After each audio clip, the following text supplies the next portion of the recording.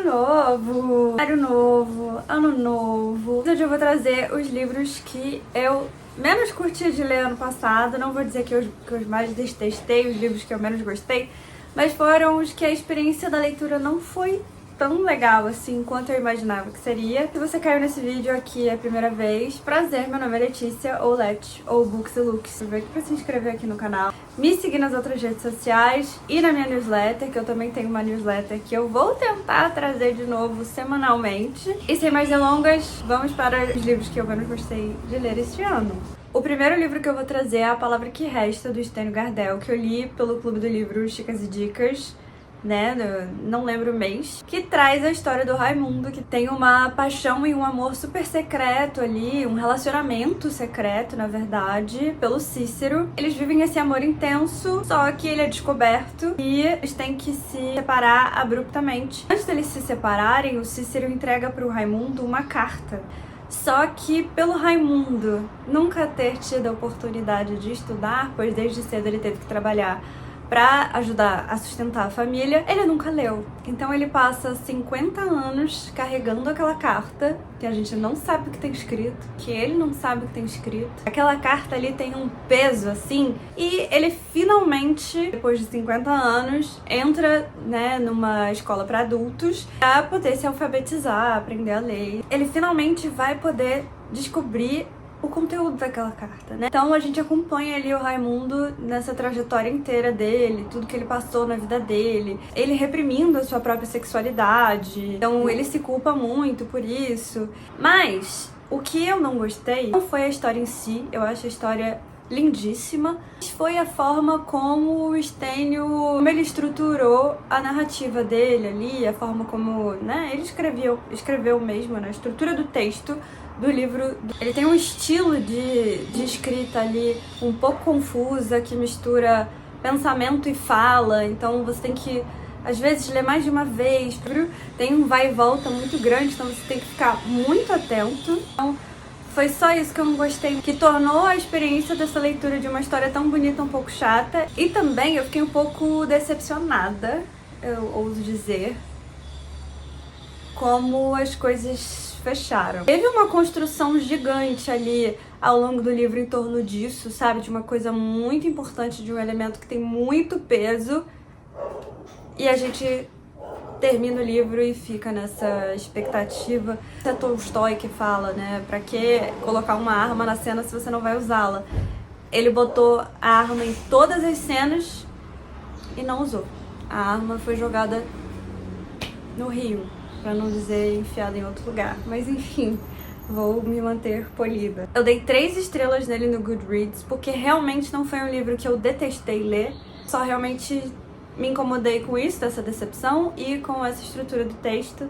Mas a história é linda, eu até recomendo. O segundo livro também foi do Clube do Livro, desculpa, Paula. O Annie John, da Jamaica Kincaid.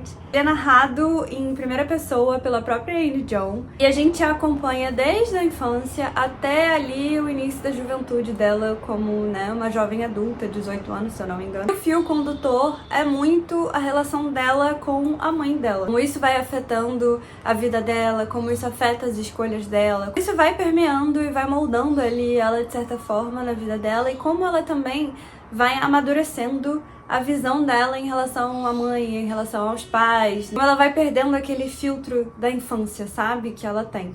E eu fujo, como o diabo foge da cruz, de livros com temáticas familiares, principalmente com questões de relação de mãe e filha. Então eu já comecei essa leitura com esse receio, e eu nunca sinto que eu acabo me entregando completamente. Eu já começo com essa, sabe, com esse pé atrás aí de ler. A não ser que a autora já me conquiste ali com a forma como ela escreve, que foi o caso da Pilar Quintana em Os Abismos, que também tem uma temática mãe e filha, mas que eu amei absolutamente esse livro.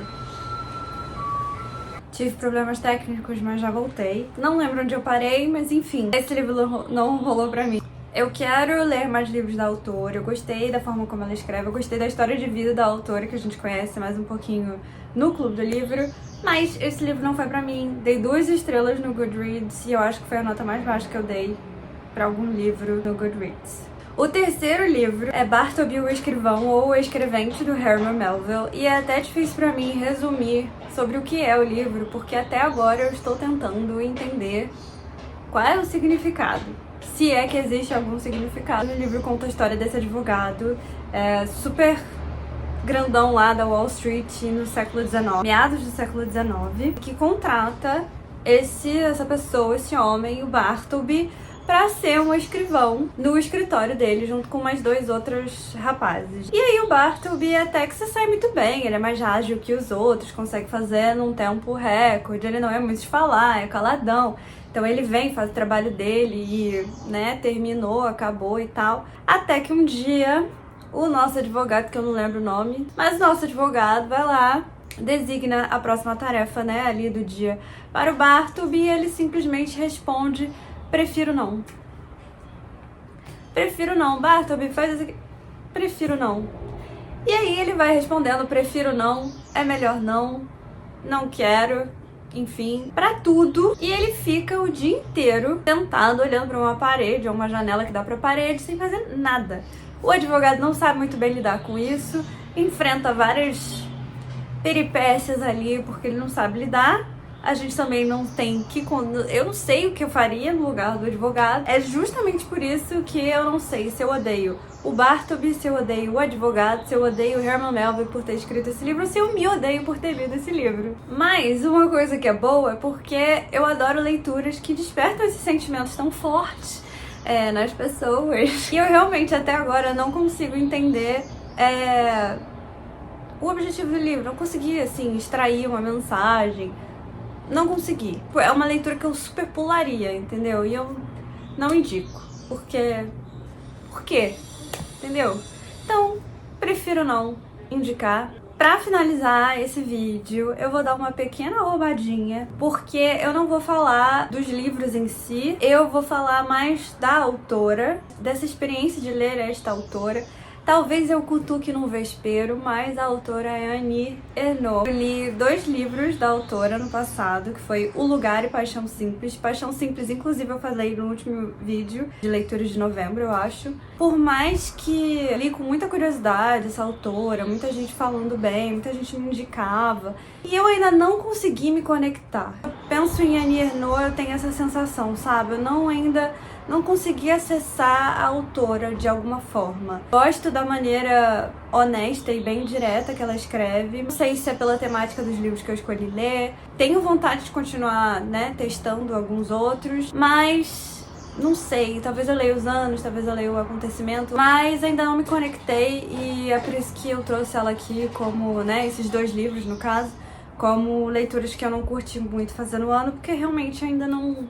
São livros bem curtinhos, bem rápidos de ler, por isso que eu li, mas não foi uma leitura que me envolveu muito, sabe? E esse foi o vídeo de hoje. Realmente, tem vezes que a leitura não bate como a gente espera que bate, ou não atravessa a gente da mesma forma que atravessou outra pessoa que indicou o livro, e tudo bem também, né? Faz parte da experiência de ser um leitor, faz parte da experiência da literatura. Mas no próximo vídeo eu vou falar das leituras que eu mais gostei desse ano. No ano passado, né, no caso, eu tô ficando meio doida. Acho que um top 5, talvez. Vou pensar no caso de vocês se eu trago mais. Deixa aí nos comentários se você assistiu até aqui. Quais foram as leituras que vocês menos gostaram de fazer ano passado?